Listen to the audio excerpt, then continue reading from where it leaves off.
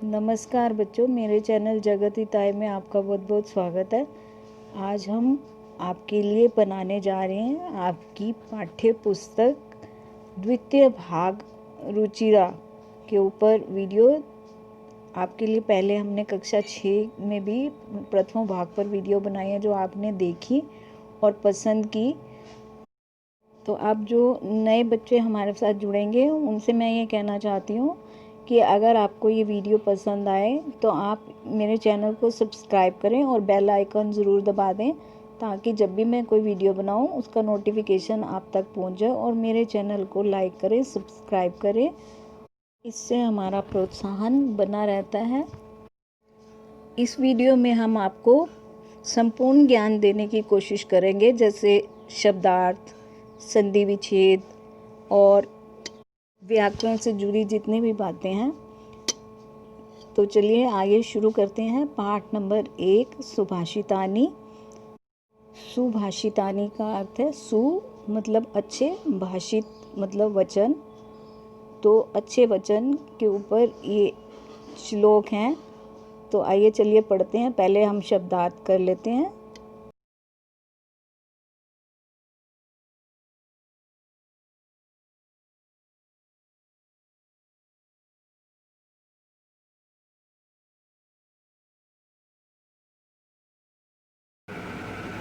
तो बच्चों अब हम शुरू करते हैं पहला पाठ सुभाषितानी, जिसमें आपको 6 श्लोक दिए गए हैं।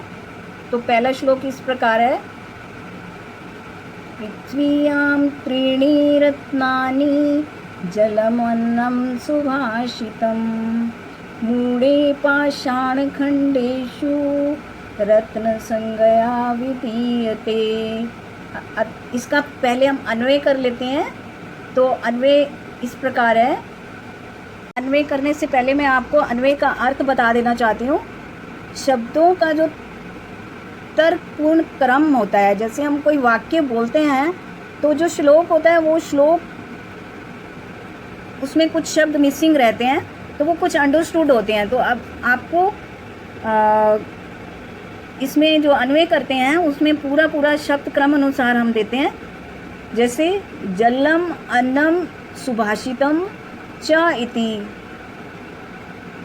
त्रीणि एव पृथिव्यां रत्नानि सन्ति परम मूढे पाषाणखण्डेषु रत्न संज्ञा विधीयते। तो इसमें एक जलम अन्नम शब्द आया है जिसमें संधि की गई है। तो वो उसकी संधि इस प्रकार से है, जलम प्लस अन्नम। जलम धन अन्नम भी बोल सकते हैं, जलम प्लस अन्नम भी बोल सकते हैं। तो जलम में माँ जो है उसको हलांत लगा हुआ है। माँ और आ जब मिल गए तो माँ पूरा हो गया और आ का लोप हो गया है, तो ये जलम अन्नम बन गया है। तो इस तरह से आगे आपको संधि भी आएगी। तो आप ध्यान से जो शब्द संधि वाले आते हैं उनको आप ध्यान से देखेंगे। तो ये है। अब इसका हम आपको अर्थ बताएंगे। इसका अर्थ आता है, पृथ्वी पर 3 तरह के रत्न होते हैं, जल, अन्न और सुभाष, अच्छे वचन। सुभाष का मतलब अच्छे वचन। लेकिन मूर्ख जो है पाषाण खंडेशु, जो पत्थरों के टुकड़े होते हैं, उनको वो रत्नों की संज्ञा देते हैं। तो ये इसका अर्थ हुआ। अब दूसरा श्लोक आ जाता है। सत्येन धार्यते पृथ्वी सत्येन तप्ते रवि सत्वेन वाति वायुश्च सर्वं सत्ये प्रतिष्ठितम्। तो इसका अर्थ बताने से पहले आपको हम इसका अन्वय बता देते हैं। तो इसका अन्वय इस प्रकार से है। पृथ्वी सत्येन धार्यते, रवि सत्येन तप्ते, वायु सत्येन वाति च, अतः सर्व सत्येन प्रतिष्ठितम अस्ति। और इसमें जो संधि का एक शब्द आया वायुश्च, वायु के बाद विसर्ग है और प्लस च, तो जो विसर्ग और आगे उसको मिलाने के बाद ये च बन गया है, श बन गया है, तो ये वायुश्च हो गया है। अब इसका जो अर्थ है वो इस प्रकार से होगा, सत्येन धार्यते पृथ्वी, सत्य के द्वारा ही पृथ्वी धारण की जा रही है, सत्य से सूर्य तप रहा है और सत्य के द्वारा ही हवा बह रही है, सत्य में सब कुछ समाहित है, सर्व सत्य प्रतिष्ठितम, यानी कि सत्य में ही सब कुछ समाहित है, स्थित है। तो ये इसका अर्थ हुआ। अगला हम ले लेते हैं, दाने तपसी शौर्य च विज्ञाने विनये विस्मयो नाही कर्तव्यो बहुरत्ना वसुंधरा। तो इसका हम पहले अन्वय देख लेते हैं। इसका अन्वय इस प्रकार से है, दाने तपसी शौर्य विनय नये च विस्मय ना ही कर्तव्य यतो ही वसुंधरा बहुरत्ना अस्ति। तो इसमें एक शब्द आपको संधि का जो आया है वो विस्मयो न, तो विस्मयो में ओ की मात्रा हो गई है विसर्ग को, तो ये हो गया विस्मय प्लस ना, विस्मय प्लस ना को विस्मयो न हो गया है।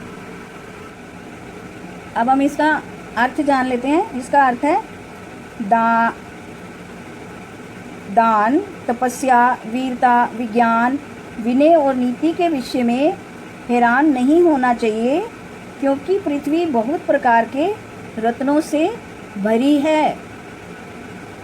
आशा है आपको समझ आ गई होगी, क्योंकि इसमें थोड़ा गूढ़ इसका अर्थ है। वो ये कह रहा है, दान, तपस्या, वीरता, विज्ञान, विनय और नीति के विषय में हमें किसी तरह की कोई हैरानी नहीं होनी चाहिए कि इसका क्या प्रताप है, दान का क्या प्रताप है, तपस्या का क्या प्रताप है और वीरता का क्या अर्थ है। हमें इन सब चीज़ों को लेकर हैरान नहीं होना चाहिए, ये पृथ्वी पर मौजूद हैं। हमें इस बात को लेना चाहिए कि वो ये सब चीज़ें पृथ्वी पर मौजूद हैं। अब हम आ जाते हैं श्लोक नंबर 4 पे।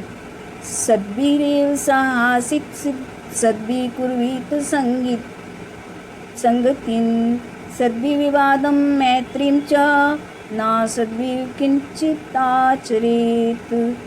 तो इसका हम पहले अन्वय जान लेते हैं। इसका अन्वय इस प्रकार से है, जनः सद्भि सह एव आसीत्, सद्भि सह एव संगतिं कुर्वीत, सद्भि सह एव विवादं च मैत्री च कुर्यात्, सह असद्भि सह तु किंचित अपि ना आचरेत। तो ये इसका अन्वय हो गया। और उसके बाद संधि विच्छेद में इसमें आपके काफ़ी सारे शब्द आ गए हैं, जैसे सद्भि रेव, सद्भि प्लस एव, सह शीत, सह प्लस आसीत, सद्भि विवादम, सद्भि प्लस विवादम, ना सद्भि, न प्लस असद्भि, अ ना और अ दो मिलके आ बन गया है, तो ना असद्भि, किंचित आचरेत। इसमें 3 शब्द मिले हुए हैं, किम चित प्लस आचरेत। तो आप ये देखिए कि ये 3 शब्द को मिलाकर एक शब्द बन गया है। तो इसको आप ध्यान से पढ़ेंगे और सीखेंगे। ये शब्द आपको एग्ज़ाम में भी आ सकते हैं, वो इसकी संधि विच्छेद भी दे सकते हैं, आपको संधि करने के लिए भी दे सकते हैं, किसी भी रूप में आपको वो दे सकते हैं। तो आप इन जो संधि और संधि विच्छेद है इसको आप ध्यान से करेंगे। अब इसका हम अर्थ जान लेते हैं। इसका अर्थ है, सज्जनों के मनुष्य को जो है वो सज्जनों के साथ ही बैठना चाहिए, सज्जनों के साथ ही संगति करनी चाहिए, सज्जनों के साथ ही झगड़ा और मित्रता करनी चाहिए, क्यों, और असज्जनों के साथ कोई भी व्यवहार नहीं करना चाहिए। असज्जनों के साथ हमें किसी तरह का व्यवहार रखना ही नहीं चाहिए। क्यों? क्योंकि वो किस वक्त आप पर किस तरह से वार करेंगे आपको नहीं पता। तो जो अच्छे लोग होते हैं, आपको अगर विवाद करना है, झगड़ा करना है, कोई किसी तरह की बात करनी है, मैत्री करनी है, आपको अपने साथी बनाना है, तो सिर्फ आपको सज्जन लोगों को ही चुनना चाहिए। तो ये इसका अर्थ है। अब अगला हम 5वें श्लोक पर आ जाते हैं। धन धान्य प्रयोगेषु विद्या संग्रहेषु च आहारे व्यवहारे च त्यक्तलज्जा सुखी भवेत। तो ये है आपका श्लोक। पहले हम इसका अन्वय कर लेते हैं। तो इसका अन्वय इस प्रकार से है। धन धान्य प्रयोगेषु च विद्याः संग्रहेषु आहारे व्यवहारे च त्यक्तलज्जः सुखी भवेत्।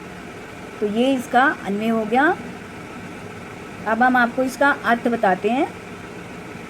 तो इसका अर्थ है, धन और अनाज को खर्च करने में, विद्या की कमाई करने में, भोजन और आपसी व्यवहार में संकोच का त्याग करने वाला सुखी होता है।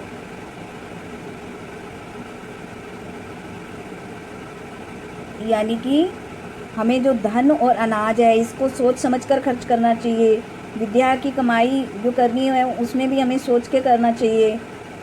भोजन और आपसी व्यवहार में भी हमें संकोच नहीं करना चाहिए।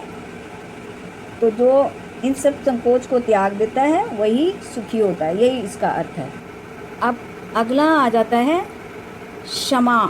क्षमा पर, क्षमा वशीकृति लोके क्षमया किं न साध्यते, शांति खड्ग करे यस्य किं करिष्यति दुर्जनम। तो इसका हम पहले आपको अन्वय बताते हैं, फिर हम आपको इसका अर्थ बताएंगे। तो इसका अन्वय इस प्रकार से है। लोके क्षमा वशीकृति अस्ति, क्षमया किं न साध्यते, यस्य करे शांति खड्ग अस्ति तस्य दुर्जना किम करिष्यति। तो इसके अंदर एक शब्द है क्षमा वशीकृति लोके। तो ये तीन शब्दों को मिलाकर बना है क्षमा प्लस वशीकृति प्लस लोके। तो कृति के आगे जो विसर्ग हैं उनका लोप हो गया है। चेंज कुछ नहीं हुआ है, बस क्षमा वशीकृति लोके एक शब्द बन गया है। तो ये हो गया अन्वय और संधि विच्छेद। अब हम आपको इसका अर्थ बताते हैं। क्षमा वशीकृति लोके, संसार में क्षमा दूसरों को वश में कर लेती है। लोके मतलब संसार में क्षमा दूसरों को वश में कर लेती है। किम न साध्यते, और ऐसा कौन सा कार्य है जो क्षमा से नहीं हो सकता। शांति खड्ग करे यस्य किम करिष्यति दुर्जना, और जिसके हाथ में शांति रूपी तलवार है तो उसका दुर्जन व्यक्ति क्या बिगाड़ सकता है। कुछ नहीं बिगाड़ सकता जिसके पास ये शांति रूपी तलवार है। तो ये इसका अर्थ हुआ। तो बच्चों अब हम आ जाते हैं अभ्यास कार्य पर। तो सबसे पहला क्वेश्चन है, सर्वान श्लोकान सस्वरम गायत। सब श्लोकों को सस्वर में गाइए। तो वो हमने अभी पढ़ा है। उसके बाद दूसरा आ जाता है यथा योग्य श्लोक शान मेलयत। अब ये नीचे श्लोक दिए गए हैं, उनको हमने मिलाना है आपस में। तो जैसे धन धान्य प्रयोगेषु, इसको मिला दिया हमने। विद्या संग्रहेषु च विस्मयो नाहि कर्तव्य, विस्मयो नाहि कर्तव्य। वसुंधरा बहुरत्ना वसुंधरा। सत्येन धार्यते पृथ्वी, सत्येन तपते रवि। सद्भि विवादम मैत्री च न सद्भि किंचित आचरेत, आहारे व्यवहारे च त्यक्त लज्जः सुखी भवेत। तो ये अभी आपको सारा हमने श्लोक करवाए हैं, उसके अंदर आपने ये सब पढ़ा है। तो हमने इन दो तरफ दिए गए हैं, इनको हमने मैच करना है। तो ये इस तरह से मैच करेंगे। अब बच्चों प्रश्न नंबर 3 है। इसके अंदर इन्होंने आपसे एक ही शब्द में आंसर मांगा है। तो मैंने आपको वैसे सारा आंसर दे दिया है। जैसे पृथ्व्या कति रत्नानी, तो आपको सिर्फ त्रीणी शब्द देना है। और इसी तरह अगले में मूढ़े कुत्र रत्न संज्ञा विधीयते, मूढ़े पाषाण खंडेषु रत्न संज्ञा विधीयते। ये इसका पूरा आंसर है। ये सिर्फ आपकी नॉलेज के लिए मैंने दिया, ताकि अगर आपसे वो पूरा आंसर मांगे, पूरा उत्तर मांगे, तो आप पूरा उत्तर भी दे पाएँ। तो ये पृथ्वी केन धार्यते, तो सत्येन धार्यते। पृथ्वी संगति कुर्वीत, सिद्धि सिद्धि संगति कुर्वीत, लोके वशीकृति का, क्षमा लोके वशीकृति। तो ये इसके आंसर हैं। इसमें सिर्फ शब्द आपको जो मैंने रेड लाइन से अंडरलाइन कर दिए हैं वही आपको लिखने हैं। अगर वो पूरा आंसर मांगे तो आप तब पूरा आंसर दें, नहीं तो यही शब्द आपको देने हैं। अब ये अगला क्वेश्चन, प्रश्न नंबर 4 है, रेखांकित पदानी अधिकृत्य प्रश्न निर्माण कुरुत। अब आपको प्रश्न का निर्माण करना है। आपको जो ये दिया हुआ है वाक्य दिए गए हैं, इनमें से आपको प्रश्न बनाने हैं। इनको उल्टा, पहले प्रश्न दिए गए थे, आपको उत्तर बनाना था। अब आपको उत्तर दिए गए हैं तो आपको प्रश्न बनाना है। तो सत्येनवाती वायु, तो सत्य को कौन, सत्य से कौन बहता है? तो वायु वायु जो है वो सत्य से बहती है। तो वो किससे बहती है? तो केन आ जाएगा। सद्भि एव सहासित, के एव सहासित, हमें किसके साथ रहना चाहिए, किसके साथ व्यवहार करना चाहिए? हमें कै वर्ड आ जाएगा। तो इसमें केन, इसमें कै। और वसुंधरा बहुरत्ना भवती, का बहुरत्ना भवती। तो किस पे बहुरत्न होते हैं? तो का हो जाएगा। विद्या संग्रहेषु त्यक्त लज्जया सुखी भवेत, कस्या संग्रहेषु त्यक्त लज्जया सुखी भवेत, किसके। अब यहाँ पर शब्द आया किसके, किसके संग्रह करने से संग्रह जो है सुखी होता है। और इसमें है अगले में, सिद्धि मैत्री कुर्वीत, साधु जनों से मैत्री करें, किम मैत्री कुर्वीत। अब इसका हो जाएगा किम मैत्री कुर्वीत। तो ये है इसका आंसर।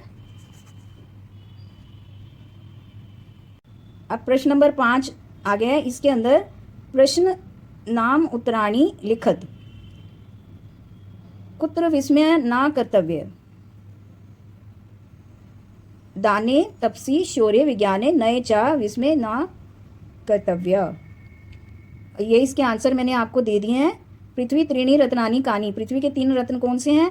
पृथ्वी के 3 रत्न जल, अन्न, सुभाषित, ये 3 उसके रत्न हैं। तो ये भी उसका आंसर मैंने दे दिया है। त्यक्त लज्जा कुत्र सुखी भवेत, त्यक्त लज्जा प्रयोगेषु विद्या संग्रहेषु आहारे व्यवहारे च सुखी भवेत, ये इसका आंसर है। तो ये इसी प्रकार करना है आपको। अब इसके अंदर प्रश्न नंबर 6 के अंदर मंजूषातः पदानी चित्वा लिंगानुसार लिखत। अब इनको लिंग के अनुसार लिखना है। पुल्लिंग, स्त्रीलिंग, नपुंसकलिंग, ये कुछ शब्द दिए गए हैं। इनमें से आपको पुल्लिंग, स्त्रीलिंग और नपुंसकलिंग को चुनना है। तो ये मैंने आपके लिए चुन लिए हैं और लिख भी दिए हैं। सुखी, वही, रवि। स्त्रीलिंग संगतिम, वसुंधरा, पृथ्वी। और नपुंसकलिंग में अन्नम, रत्नानी, सत्य। तो बच्चों, हम अब आखिरी प्रश्न पर आ जाते हैं। अधोलिखित पदेषु धात्व के संति। अब इसमें हमें धातु बतानी है। तो इसमें पद हमें दिया हुआ है और धातु बतानी है। तो करोति की धातु हो जाएगी क्री, पश्य की दृश्य, भवेत की भू, तिष्ठति की स्था। तो यही हमारा अब पहला पार्ट समाप्त होता है। जय हिंद, वंदे मातरम।